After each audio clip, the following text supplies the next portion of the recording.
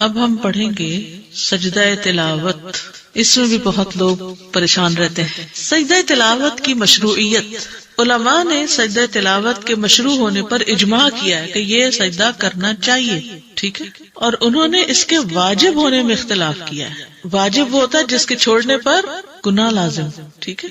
بس جمہور کے نزدیک یہ سنت ہے، جمہور کے نزدیک یہ سنت ہے. بے شک جن لوگوں کو اس سے پہلے علم دیا گیا، جب ان کے سامنے اسے پڑھا جاتا ہے تو وہ ٹھوڑیوں کے بل سجدہ کرتے ہوئے گر جاتے ہیں اور کہتے ہیں ہمارا رب پاک ہے، بے شک ہمارے رب کا وعدہ یقیناً ہمیشہ پورا کیا ہوا ہے. اور وہ ٹھوڑیوں کے بل گر جاتے ہیں، روتے ہیں، اور قرآن انہیں عاجزی میں زیادہ کر دیتا ہے. یہ ہوتے ہیں اہل علم کہ جن کو قرآن عاجزی میں زیادہ کرتا ہے. یعنی اگر کوئی شخص قرآن پڑھ کر اس کے اندر عاجزی نہیں آئی نا تو گویا اس نے کچھ نہیں پڑھا. ہمبل ہونا ضروری ہے. سجدہ تلاوت واجب نہیں ہے. جمہور علماء کے ہاں مشہور ہے کہ تمام کے تمام سجدہ تلاوت سنت ہے، واجب نہیں ہے. جو سجدہ تلاوت کرے تو ایسا کرنا صحیح ہے، اور جو سجدہ تلاوت نہ کرے تو اس کے ذمہ کچھ نہیں ہوگا، جیسے کہ عمر رضی اللہ عنہ سے یہ وارد ہوا ہے. عمر بن خطاب سے روایت ہے، انہوں نے جمعہ کے دن ممبر پر سورۃ النحل تلاوت فرمائی. جب آیت سجدہ پر پہنچے تو ممبر سے نیچے اترے، پھر سجدہ کیا اور لوگوں نے بھی آپ کے ساتھ سجدہ کیا، یعنی سجدہ تلاوت. یہاں تک کہ جب اگلا جمعہ آیا تو آپ نے ممبر پر پھر اسی سورت کی تلاوت فرمائی.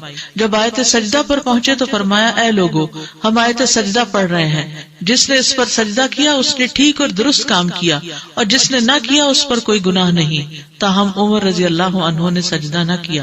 وہ لوگوں کو سکھانا چاہتے تھے کہ اس میں آپشن ہے، جو کر سکتا ہے وہ کرے، جس نے نہیں کیا اس کو گناہگار نہ سمجھا جائے. سجدہ تلاوت سنت ہے. تلاوت کرتے ہوئے سجدے والی آیت آنے پر نبی صلی اللہ علیہ وسلم اور آپ کے صحابہ کرام کے نقش قدم پر چلتے ہوئے سجدہ تلاوت کرنا سنت ہے، اس لیے کہ آپ صلی اللہ علیہ وسلم اپنے صحابہ کے درمیان بیٹھ کر تلاوت کرتے، اور جب آپ ایسی آیت سے گزرتے جس میں سجدہ ہوتا تو آپ سجدہ کرتے اور صحابہ بھی آپ کے ساتھ سجدہ کرتے. سجدہ تلاوت کی اہمیت.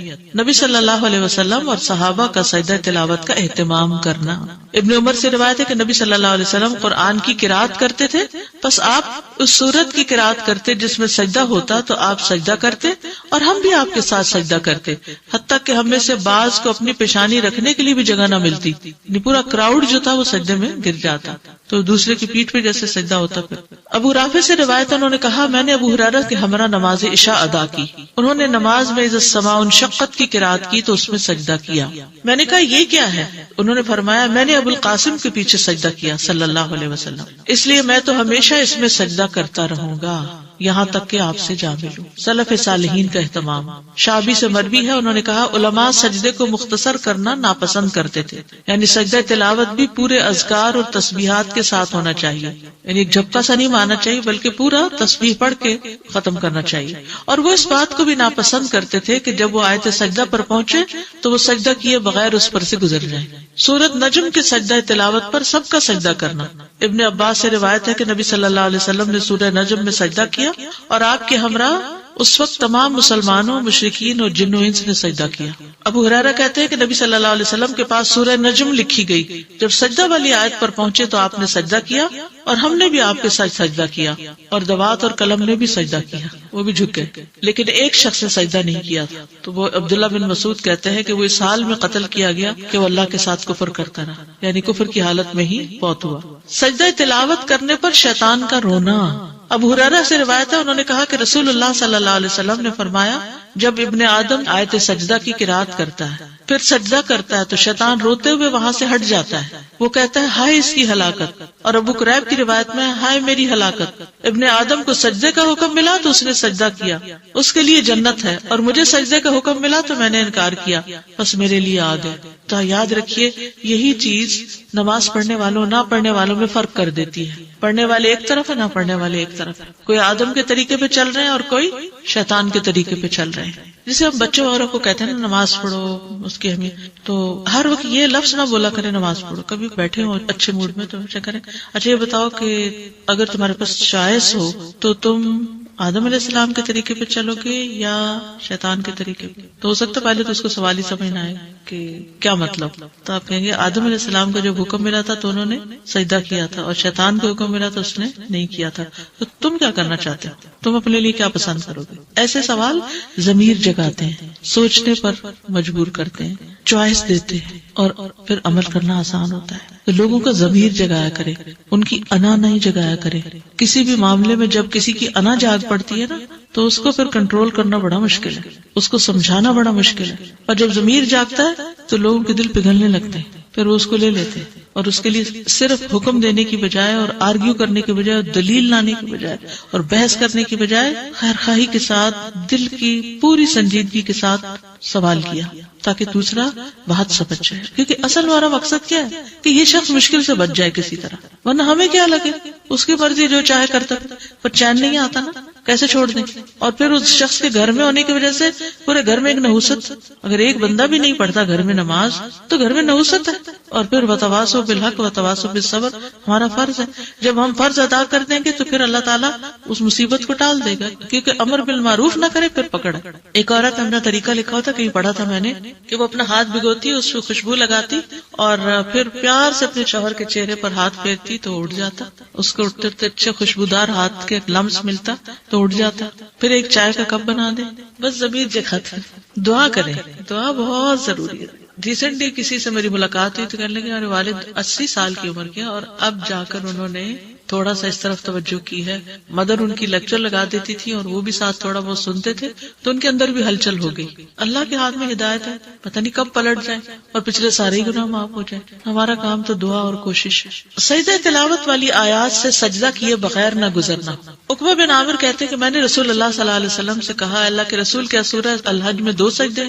آپ نے فرمایا ہاں، اور جو یہ 2 سجدے نہ کرنا چاہے وہ ان دونوں آیات کی تلاوت ہی نہ کرے۔ پھر یہ حدیث اس پر دلالت کرتی ہے کہ سجدہ تلاوت کے بارے میں تاکید آئی ہے، لیکن آپ کا یہ فرمان فلا یقرأہما کہ وہ ان آیات کی تلاوت نہ کرے، تو ممکن ہے کہ اس کو اس بات پر محمول کیا جائے کہ انسان انہیں نماز میں نہ پڑھے تاکہ اسے سجدے کی ضرورت پیش نہ آئے۔ یعنی اس کا یہ مطلب نہیں کہ پورا قرآن پڑھ جائے اور ہر سجدے کی آیت کو چھوڑتا جائے، یہ نہیں ہے اس کا مقصد۔ یعنی نماز میں پھر چوائس اوپن ہے، پورا قرآن کہیں اور سے پڑھ لو، یہ نہ نماز میں نہ پڑھو، اور اگر انہیں نماز سے ہٹ کر پڑھے گا تو یہ امر مطلوب ہے کہ انسان پورا قرآن پڑھے، لیکن یہ بات کہ پہلے وہ نماز میں ان دونوں سجدے والی آیات کو منتخب کرے پھر سجدہ نہ کرے تو ایسا کرنا مناسب نہیں۔ یعنی آپ پڑھ تو رہے ہیں وہ آیتیں جو سجدے والی ہیں اور سجدہ ہی نہیں کر رہے تو ایسا نہیں کرنا، یا آپ کا مقصد یہ تھا کہ اس کی اہمیت بہت ہے اور اس میں تاخیر نہیں کرنی چاہیے۔ سجدہ تلاوت کا طریقہ نمبر 1 طہارت۔ اس میں کوئی شک نہیں کہ زیادہ افضل یہی ہے کہ انسان وضو کر لے، یعنی وضو سے ہو، لیکن اگر وضو نہیں تو سجدہ نہ چھوڑے، سجدہ کر لے۔ سجدہ تلاوت کے لیے طہارت کی شرط نہیں لگائی جائے گی، کیونکہ انسان جنابت کے علاوہ تمام حالات میں قرآن پڑھ سکتا ہے، اور اگر سجدہ کی آیت آ جائے تو وہ سجدہ کرے گا، خواہ وہ طہارت کی حالت میں ہو یا نہ ہو۔ قبلہ رخ ہونا ممکن ہو تو قبلہ رخ ہو جائے، لیکن اگر مشقت ہو اس میں نہ ہو پائے تو جدھر بھی رخ ہو سجدہ کر سکتا ہے انسان، لیکن مسنون طریقہ یہی ہے کہ اگر ممکن ہو تو سجدہ تلاوت کے لیے قبلہ رخ ہوا جائے۔ امام زہری کہتے ہیں کہ اگر تم حالت اقامت میں سجدہ کرو، یعنی گھر پہ ہو، مسجد میں ہو، تو قبلے کی طرف رخ کر کے کرو، اور اگر تم سوار ہو تو پھر جدھر تمہارا رخ ہو اس میں تم پر کوئی مواخذہ نہیں۔ تکبیر کہنا ابو قلابہ اور ابن سیرین سے مروی ہے، ان دونوں کا کہنا ہے کہ جب آدمی نماز کے علاوہ سجدہ تلاوت کرے گا تو اللہ اکبر کہے گا۔ ٹھیک ہے، آپ قرآن پڑھ رہے ہیں، پڑھتے پڑھتے آیت سجدہ آ گئی تو آپ کیا کریں گے؟ اللہ اکبر کہہ کے سجدے میں جائیں گے، لیکن بعد میں سلام کی ضرورت نہیں۔ جب سجدے سے سر اٹھائیں گے تو سلام نہیں کریں گے، اور یہ ایک ہی سجدہ ہے، 2 نہیں ہے۔ سجدہ سہو 2 سجدے ہیں، لیکن سجدہ تلاوت ایک سجدہ ہے۔ سجدہ تلاوت میں سلام کرنا مشروع نہیں۔ ابن تیمیہ کہتے ہیں سجدہ تلاوت اور سجدہ شکر کے بارے میں کسی ایک نے بھی نبی صلی اللہ علیہ وسلم یا صحابی سے یہ نقل نہیں کیا کہ ان میں سلام بھی ہوگا، اور نہ ہی صحابہ سلام پھیرتے تھے۔ ٹھیک، یہ ہے نماز کے باہر سجدہ تلاوت کا طریقہ۔ نماز کے اندر سجدہ تلاوت کا طریقہ، تکبیر کہہ کر سجدے میں جانا۔ سجدہ تلاوت میں جانے اور اٹھنے کے لیے تکبیر کہنا، مثلا آپ نے سورۃ اذا السماء انشقت پڑھی ہے تو سجدے والی جگہ پہ پہنچ کے آپ اللہ اکبر کہہ کے سیدھے نیچے چلے جائیں گے سجدے میں، رکوع نہیں کریں گے، ڈائریکٹ سجدہ کریں گے، اور جب سجدہ کر لیں گے تو اٹھتے ہوئے پھر کیا کہیں گے؟ اللہ اکبر کہیں گے۔ اگر سورت کے آخر میں سجدہ ہو، مثلاً کون سی سورت الح، تو پھر کیا کریں گے؟ اگر سورت کے آخر میں سجدہ ہو اور مزید تلاوت نہ کرنی ہو تو پہلے سجدے کے لیے تکبیر کہی جائے گی، سجدہ تلاوت ادا ہوگا، پھر تکبیر کہہ کر اٹھا جائے گا اور کھڑے ہو کر رکوع کے لیے تکبیر کہہ کے رکوع پہ جایا جائے گا، یعنی یہ سجدہ الگ کیا جائے گا اور پھر کھڑے ہو کے رکوع کر کے دوبارہ پھر وہ سجدے اور آگے نماز کنٹینیو کی جائے گی۔ واضح؟ اوکے۔ ابن عثیمین کہتے ہیں نماز میں سجدہ تلاوت بالکل اسی طرح ہے جیسے نماز میں عام سجدہ ہوتا ہے۔ کیسے؟ جیسے عام سجدہ ہوتا ہے نماز کا، ویسے ہی سجدہ تلاوت ہے۔ نہیں سمجھ آئی؟ جیسے نماز کا سجدہ کرتے ہیں ویسے ہی سجدہ تلاوت ہوتا ہے۔ اب سمجھ آ گئی؟ اوکے۔ یعنی سجدہ تلاوت میں جانے اور اٹھنے کے لیے تکبیر کہے، اور اس میں کوئی فرق نہیں کہ سجدہ تلاوت قرات کی آخری آیت میں آیا ہو اور اس کے بعد سورت ختم ہو گئی ہو یا قرات کے درمیان میں آؤ، جب بھی وہ سجدے میں جائے گا تکبیر کہہ کے ہی جائے گا، پھر جب رکوع کرنے لگے تو اس وقت رکوع کے لیے تکبیر کہے۔ یہاں دو تکبیرات مسلسل کہنے پر کوئی حرج نہیں، کیونکہ ہر تکبیر کا سبب الگ الگ ہے۔ واضح؟ سجدہ تلاوت کی مسنون دعائیں۔ حضرت عائشہ سے مروی ہے، وہ کہتی ہے کہ رسول اللہ صلی اللہ علیہ وسلم رات کو قرآن کے سجدوں میں سجدہ کرتے ہوئے یہ دعا تکرار سے پڑھا کرتے تھے، ایک دفعہ نہیں کئی بار۔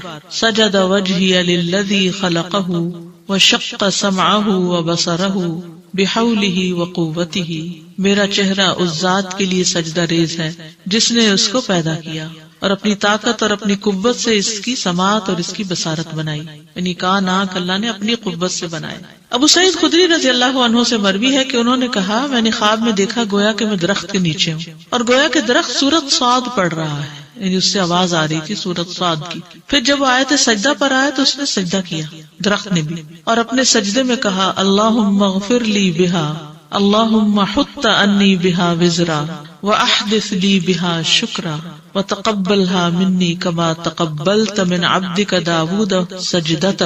ٹھیک ہے، یہ تقبلتا ہے، اے اللہ اس سجدے کی وجہ سے مجھے بخش دے، اے اللہ اس کے ذریعے میرے بوجھ دور کر دے، یعنی زندگی کے جو بوجھ ہوتے ہیں نا وہ سجدوں سے دور ہوتے ہیں، اور میرے لیے اس کے ذریعے شکر نعمت پیدا کر دے اور اسے مجھ سے قبول فرما لے، جیسا کہ تو نے اپنے بندے داؤد سے ان کا سجدہ قبول فرمایا تھا۔ قرآن مجید میں آتا نا وَخَرَّ رَاكِعًا اناب۔ تو میں رسول اللہ صلی اللہ علیہ وسلم کے پاس صبح کے وقت گیا اور آپ کو اس کی خبر دی کہ میں نے ایسا خواب دیکھا ہے۔ آپ نے فرمایا اے ابو سعید تم نے بھی سجدہ کیا؟ میں نے کہا نہیں۔ آپ نے فرمایا کہ تم درخت کی نسبت سجدہ کرنے کے زیادہ مستحق تھے۔ پھر رسول اللہ صلی اللہ علیہ وسلم نے سورۃ صاد کی تلاوت فرمائی، پس جب آپ آیت سجدہ پر آئے تو سجدے میں آپ نے وہی فرمایا جو درخت نے اپنے سجدے میں کہا تھا۔ نماز کے سجدے والی دعائیں پڑھنا، اگر یہ اوپر والی دو دعائیں یاد نہیں تو جو نماز میں سجدے میں پڑھتے ہیں سبحان ربی الاعلی وہ بھی کافی ہے۔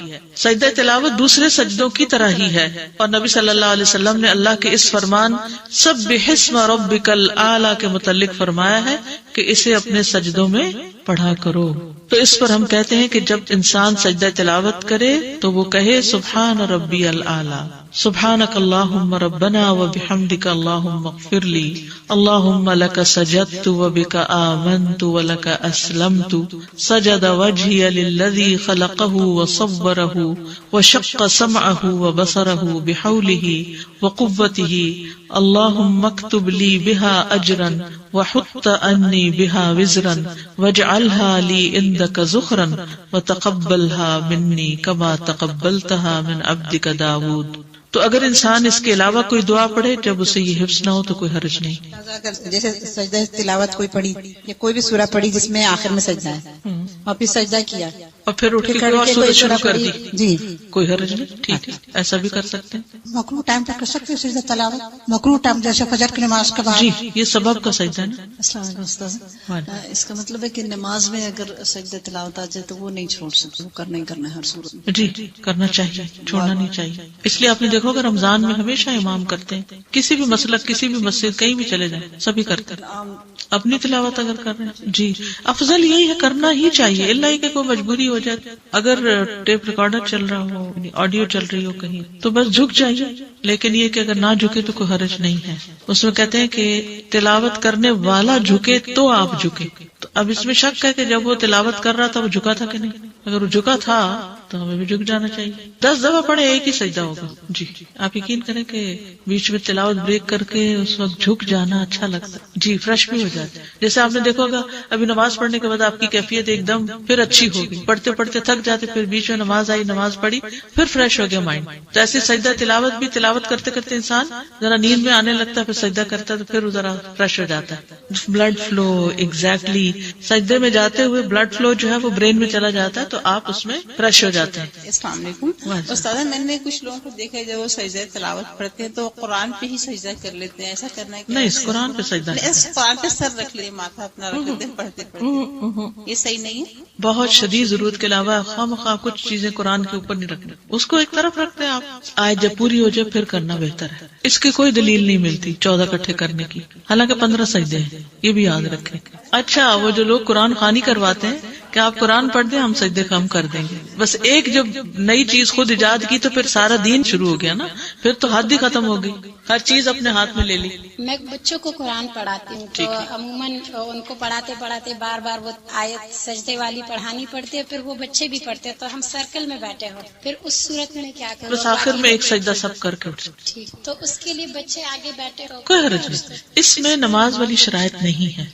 جتنی ہو سکے اتنا تو بہت اچھا ہے, لیکن اگر نہیں ہو سکتی تو بھی کر لینا. یعنی اصل کیا ہے کہ سجدے والی بات آئی اور ہم جھک گئے, تو آؤ جھک جائیں, بس اتنی سی بات ہے. سجدہ شکر, سجدہ شکر کی اہمیت. سجدہ شکر ان عظیم عبادات میں سے ہے جن کے ذریعے بندہ اللہ جل و علا کا شکر ادا کرتا ہے, کیونکہ اس میں اپنے جسم کا سب سے معزز ترین حصہ یعنی چہرہ زمین پر رکھ کر اللہ کے لیے خضوع اختیار کیا جاتا ہے, اور اس کے ذریعے دل اور زبان اور تمام اعضاء سے اللہ کا شکر ادا کیا جاتا ہے. نبی صلی اللہ علیہ وسلم کا خوشی ملنے پر سجدہ شکر ادا کرنا.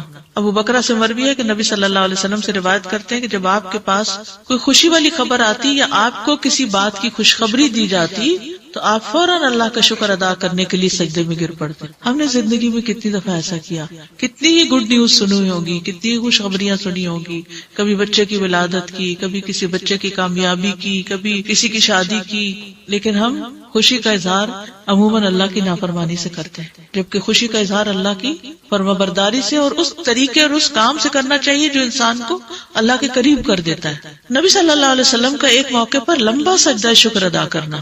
عبد الرحمن بن عوف سے مروی ہے کہ ایک مرتبہ رسول اللہ صلی اللہ علیہ وسلم باہر نکلے, آپ صلی اللہ علیہ وسلم صدقے کی کسی زمین میں داخل ہو گئے, وہاں آپ قبلہ رخ ہو کر سجدے میں گر گئے. صدقے کی کسی زمین میں داخل ہوئے, وہاں قبلہ رخ ہو کر سجدے میں چلے گئے. اتنا طویل سجدہ کیا کہ مجھے اندیشہ ہونے لگا کہ اللہ عز و جل نے آپ کی روح قبض کر لی ہے.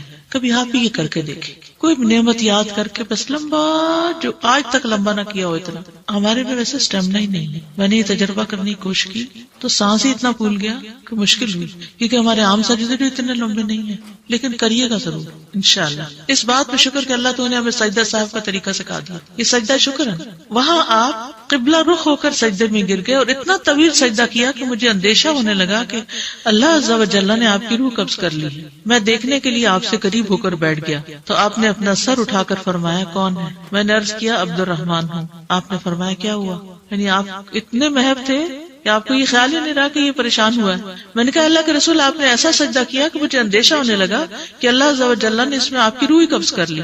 اس پر آپ نے فرمایا جبریل میرے پاس آئے اور انہوں نے مجھے خوشخبری سنا دی کہ اللہ عز و جل فرماتے ہیں جو شخص آپ پر درود بھیجے گا میں اس پر اپنی رحمت نازل کروں گا, اور جو شخص آپ پر سلام بھیجے گا میں اسے سلامتی دوں گا. اس پر میں نے اللہ عز و جل کے لیے سجدہ شکر ادا کی. نبی صلی اللہ علیہ وسلم کا داؤد علیہ السلام کی توبہ قبول ہونے پر سجدہ شکر ادا کرنا. ابن عباس سے مروی ہے کہ نبی صلی اللہ علیہ وسلم نے سورۃ صاد میں سجدہ کیا اور فرمایا داؤد علیہ السلام نے یہ سجدہ بطور توبہ کیا تھا اور ہم یہ سجدہ شکرانے کے طور پر کرتے کہ اللہ نے داؤد علیہ السلام کی توبہ قبول کر لی. وَنَحْنُ نَسْجُدُهَا شُكْرًا لِلَّهِ عَلَى قُبُولِهِ تَوْبَةَ نَبِيِّهِ. اگر میرے پاس زیادہ ٹائم ہوتا نا تو جتنی عربی اس ڈاکیومنٹ میں ہے میں آپ کو ایک ایک چیز پڑھ کے پہلے عربی میں بتاتی پھر اردو میں بتاتی, لیکن وہ کورس 9 ویکس میں پورا نہ ہوتا. ویسے ابھی یہ کتابیں بہت اچھی ہیں, یہ نماز نبوی یہ زیادہ اچھی کتاب ہے, لیکن مختصر یہ مسنون نماز اور روزمرہ کی دعائیں, یہ نماز کے بعد پڑھے جانے والے اذکار کا کارڈ, یہ تہجد کی دعا کہیں ایسی جگہ لگا دی جائے جہاں آپ تہجد پڑھتے ہیں، اور یہ نماز محمدی اور مسنون دعائیں، یہ پروفیسر محمد ذوالفقار کی کتاب ہے پریئر اکارڈنگ ٹو دا سنہ. تو ان میں یہ چیزیں آپ کو اکثر مل جائیں گی، ساری تو نہیں ملیں گی لیکن اکثر مل جائیں گی. اس کا ایک پارٹ بھی ہے جو ابن القیم کی کتاب ہے، اور وہ عربی کی کتاب ہے، اور وہ نماز کا جو روحانی پہلو ہے اس پر زیادہ فوکس کرتی. سجدہ شکر کے احکام سجدہ تلاوت والے ہیں. ٹھیک ہے، سجدہ شکر کے احکام سجدہ تلاوت والے ہیں. جیسے آپ سجدہ تلاوت کے لیے گئے تھے نا اللہ اکبر کہہ کے اور ایک سجدہ کیا، ایسے ہی سجدہ شکر بھی ہوگا. ابن قدامہ کہتے ہیں کہ سجدہ شکر کی صفت اس کے افعال، اس کے احکام اور اس کی شرائط میں سجدہ تلاوت کی صفت جیسی ہی ہے. سجدہ شکر میں کچھ بھی پڑھا جا سکتا ہے. سجدہ شکر میں کوئی مخصوص ذکر نہیں ہے، بلکہ سجدہ شکر کرنے والے کے لیے مشروع یہ ہے کہ وہ سجدے کی حالت میں موقع محل کے مطابق اللہ کی حمد، اس کے شکر، اس سے دعا اور اس سے استغفار وغیرہ میں سے کچھ بھی کہے. ٹھیک ہے، یعنی دعائیں جو سجدے کے اندر پڑھی جائیں گی وہ بھی ہیں، اور جو نعمت آپ کو ملی ہے اس پر یا رب لک الحمد یا کوئی بھی چیز آپ شکرانے کے طور پر جو آپ کے دل میں آ رہا ہو آپ اس کو پڑھیں. شکرانے کے نفل مشروع نہیں ہے. ٹھیک ہے، ہم کہتے ہیں ہم شکرانے کے 2 گانا پڑھتے ہیں، شکرانے کے نفل نہیں ہے. شیخ ابن عثیمین کہتے ہیں میرے علم کے مطابق سنت میں کوئی بھی نماز صلاۃ الشکر کے نام سے نہیں ہے، البتہ احادیث میں سجدے کا ذکر ہے جسے سجدہ شکر کہتے ہیں. ایک اور جگہ یہ بھی کہا گیا کہ شکر کے لیے قیام اور رکوع پر مشتمل نماز نہیں ہے، بلکہ شکرانے کے لیے صرف سجدہ شکر ہے. تو مسلمان کے لیے مشروع ہے کہ جب اسے کوئی خوشی والی بات پہنچے تو وہ اللہ کا شکر ادا کرتے ہوئے سجدہ کرے. بس جہاں تک صلاۃ الشکر کی بات ہے اس کی کوئی اصل نہیں. مشروع مطلب پرسکرائبڈ. دیکھیے ویسے آپ نفل پڑھتے رہیے، ساری عبادت ہی شکر ہے اصل میں. جیسے روزہ رکھتے ہیں یا کچھ بھی، تو یہ اصل میں ہم شکر ہی ادا کر رہے ہوتے ہیں اللہ کی نعمتوں کا. پھر خود سے بنانا کوئی بھی چیز بدعت بن جاتی ہے نا، کہ کسی کو پابند کرنا یا خود، تو اس لیے جب آسانی کر دی اللہ نے، صرف سجدہ کر لو، بات اتنی بھی کافی ہے، تو اتنا ہی کرتے رہے. اب دیکھیے بعض اوقات نماز پڑھنے میں سستی ہو جاتی ہے، سجدہ کرنے میں کتنی دیر لگے گی؟ جہاں بیٹھے کوئی قبلے کے رخ کی پابندی نہیں، کچھ نہیں. وہیں اگر آپ سفر میں ہیں، راستے میں ہی فون آ گیا اور آپ نے سن لیا، اور تو ادھر ہی بیٹھے بیٹھے جھک جائیں. رفع یدین ہوگا سجدہ شکر اور دیکھیے سجدے میں رفع یدین ہے ہی نہیں. جب ہم تلاوت کر رہے ہیں قیام میں، نماز کے اندر تو ویسے ہی ہے نا، وہ تو ہے لیکن اس کے بغیر نہیں ہے، وہ تو نیچے جا رہے ہیں تو اس وجہ سے. اچھی خبر ملے تو میں فوراً کہہ دیتی ہوں الحمدللہ، شکر الحمدللہ. تو اس کے بعد اگر میرا بہت زیادہ دل چاہتا ہے کہ میں واقعی اور اپریشیٹ کروں تو نماز کے بعد بھی میں 2 نفل پڑھ لیا کرتی. نفل نہیں پڑھے، بس سجدے کر لیں. سجدے کر لیں تو وہ کسی وقت بھی کر سکتے اور کہیں پہ بھی کر سکتے. خبر ملتے ہی کرنا افضل ہے، ورنہ جس وقت یاد آئے اس وقت بھی کرنا. مگر ایک دم فوراً منہ سے تو نکلتا ہے یا اللہ تیرا شکر ہے، ہاں تو ساتھ جھک بھی جائے تو اور زیادہ اچھا. السلام علیکم. وعلیکم السلام. کیا ہر نماز میں بھی ہم آفٹر فرض نماز کے بعد بھی سجدہ شکر کے لیے کر سکتے ہیں؟ اس کا کیا مسئلہ؟ دیکھیے سجدہ شکر نبی صلی اللہ علیہ وسلم کی سنت یہی ہے کہ جب آپ کو کوئی خوشخبری ملی، ٹھیک ہے، تو اگر آپ کو ہر نماز کے پہلے کوئی خوشخبری ملی ہوتی ہے تو آپ کر لیجیے، کیونکہ ابھی جو ہم نے نماز پڑھی وہ بھی تو شکر ہی تھا نا. میں نے آپ سے پوچھنا تھا کہ سجدہ کرنے کے لیے ضروری ہے کہ قبلے کی ڈائریکشن ہی ہو یا آپ جہاں پہ جس جگہ بھی بیٹھے؟ دیکھیے جو میں نے عرض کیا نا کہ سجدہ شکر سجدہ تلاوت ہی کی طرح ہے، اس میں قبلے کی ڈائریکشن اگر ہو تو بہت اچھا ہے، نہ ہو تب بھی خیر ہے. ویسے تو آپ نے بھی کہا کہ مطلب فرض نماز کے بعد سجدہ، لیکن مطلب کبھی یہ ہوتا ہے جیسے اپنی کوئی بات کہنی ہے اللہ سے اور شکر کرنا یا کچھ بھی کر لیں.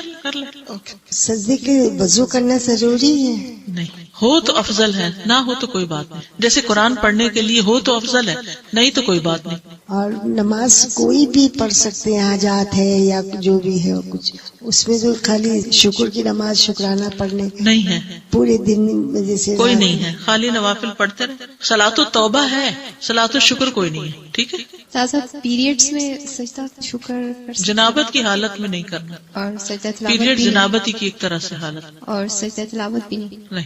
وہ تو نبی صلی اللہ علیہ وسلم کو جب کوئی مشکل آتی تھی تو وہ نماز کی طرف دوڑتے تھے، تو وہ صلاۃ الحاجت ہی ہو گئی. اور وہ جو آتا ہے نا وَاسْتَعِینُوا بِالصَّبْرِ وَالصَّلَاةِ، تو وہ بھی آ جاتا ہے اس سے. السلام علیکم. میں ہر روز شکرانے کے نفل ادا کرتی، تو کیا ان کو ویسے ہی ادا کر لیں، وہ شکرانہ ہی قرار پائے گا، لیکن کوئی ایسی نماز ہے نہیں. ویسے نفل چھوڑے نہیں، دہا کے وقت چاش کے وقت پڑھا کریں جی. اور اس کے بعد اگر کوئی انسان بیٹھ کے استغفار کرتا ہے، خاص طور پر یہ دعا، اگر کوئی آپ کی زندگی میں پریشانی ہے نا تو یہ نسخہ کر کے دیکھیں. یعنی دہا یا اشراق کی نماز کے بعد ادھر ہی بیٹھے ہوئے 100 دفعہ پڑھیں رب اغفر لی وتب علی انک انک انت التواب الغفور. ٹھیک ہے. رب اغفر لی وتب علی، اللہ مجھے معاف کر دے اور مجھ پہ مہربان ہو جا.